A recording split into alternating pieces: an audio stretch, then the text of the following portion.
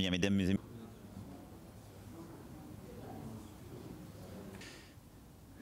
Notre engagement militaire en Syrie, qu'il s'agisse des États-Unis comme de tous les alliés de la coalition internationale, n'est pensé, justifié que dans le cadre d'une guerre contre ISIS. Ce qu'a rappelé la Maison-Blanche cette nuit, ça a été notre position depuis le début. Il n'y a donc aucun changement et je n'ai indiqué aucun changement hier.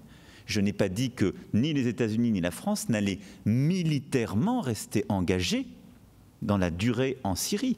Nous avons un objectif militaire en Syrie et un seul, la guerre contre ISIS.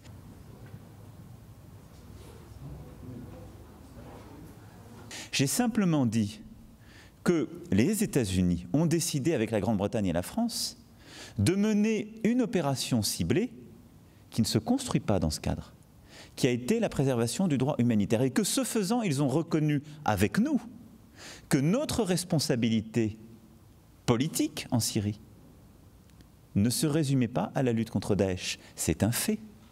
Et donc, oui, la Maison-Blanche a raison de rappeler que l'engagement militaire est contre Daesh et se terminera le jour où la guerre contre Daesh sera parachevée. La France a la même position.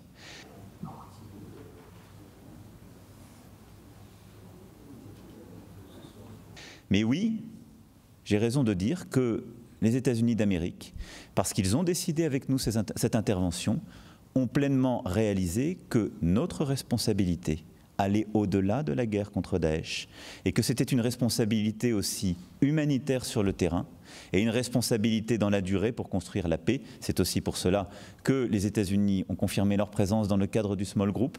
Et donc je souhaite que nous continuions avec les États-Unis à travailler à une solution politique inclusive en Syrie, non pas militaire, qui seule permettra de préserver la souveraineté syrienne, la paix durable en Syrie, l'absence d'émergence de toute forme de terrorisme et l'absence de domination en particulier iranienne en Syrie. Pardon, sorry.